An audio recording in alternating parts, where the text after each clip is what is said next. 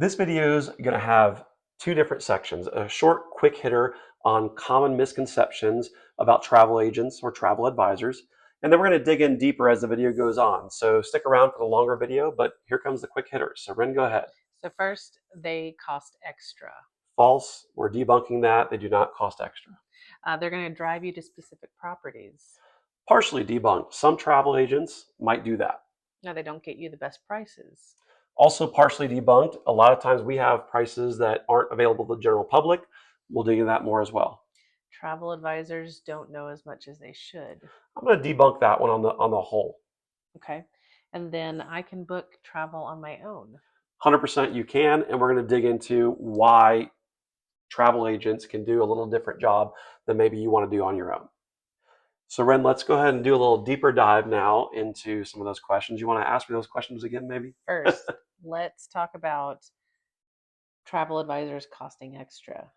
So common misconception is that travel agents are going to charge you some kind of fee or something like that for their services. In reality, the cruises, the all-inclusive resorts, the hotels, the safari providers, whatever it might be, they're going to pay the commission out of their normal price anyway. So whether you booked a African safari for $10,000 on your own, the commission is baked in there either way. So very common misconception that I'm really happy to lay to rest because it's a misconception that I have myself. So definitely a big one that we want to debunk.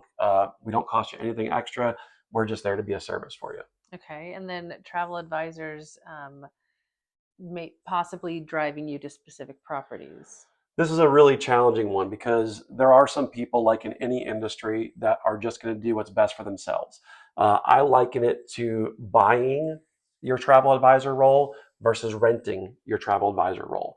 If a client comes to me and says, "Hey, I really want to use Airbnb," a lot of travel advisors will say, "No, I'm not going to use Airbnb because I get no commission."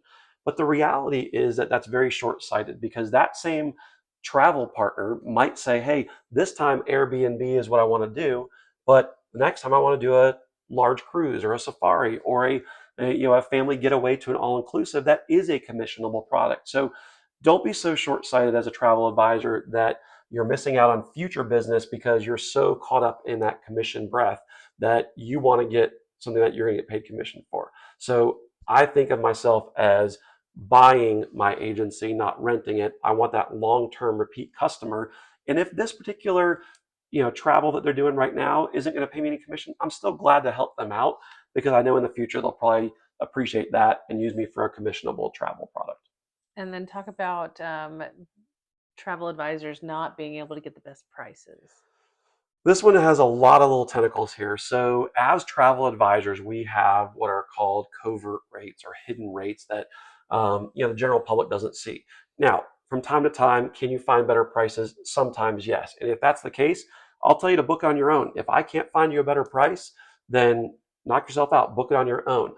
However, if the price is within reason, if it's within a couple percentage points, there's a lot of benefits of having that travel agent on your side. We'll talk about that more at the end. If something goes wrong, travel is great when it all goes well. It's when something goes wrong, who is on your side, that makes up for that price. One other big thing with this is, and I always thought the same thing, is that I could find a better price at Costco, for example. They give me a $200 Costco card for booking a cruise. Well, what Costco doesn't do that I do, and I just did this for a client actually, is I get notifications if your cruise price drops. Okay. So I got an email notification for a client that their cruise price dropped, and I was able to rebook that immediately. Now, if you're constantly searching the price after you've booked it, then cool. Keep doing that. That's fine. But in this case, the client, I just was able to send them an email and said, "Hey, I just saved you some money," and they were very appreciative of that. So don't always just look at the upfront price. Look at what the travel advisor might be doing for you on the back end as well. Okay, and then another thing is that travel advisors don't know as much as they should. Very true. There's no requirement for really any kind of training as a travel advisor. A lot of us are part of an agency that has all the different requirements that we need. There are some continuing education things that those agencies need to do, but as an individual travel advisor, I don't have to do training. Now, a lot of us do a lot of training with different providers so that we know their product inside and out, so we can really help our clients out. But on top of that, we have a lot of communities where we share knowledge, share information. Hey, I have a client that wants to go to Costa Rica. Have you guys ever seen these three resorts? And what was your feedback on it? So we have a lot of really good firsthand knowledge in our travel community that we share information with each other as to where people should and shouldn't go based on a destination that we may not be super familiar with, right? So Okay, and then the last is that I can book travel on my own. kind of already covered that a little bit in the earlier part, but again, having that person on your side, just even a phone call. I had a client recently that was traveling and they had some documents that were missing, and just being able to be reassuring that things are going to work out, somebody that you can call. Again, things don't always go perfectly when you travel, and versus calling 1-800 number Costco or 1-800 number Expedia, calling a travel advisor that you know and trust that will be able to help you out. I think it just should give you a peace of mind.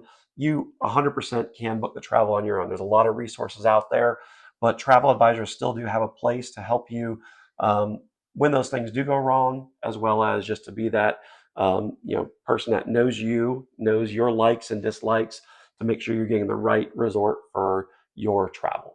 So thanks for watching. Hopefully, if you stayed to the end, we appreciate you listening to the whole thing. If you have any questions about travel advisors, please feel free to reach out. If you'd like us to book your travel for you, also please reach out to us at ratpack.getawaygang.com. The link will be in the description, or shoot us an email. Thank you.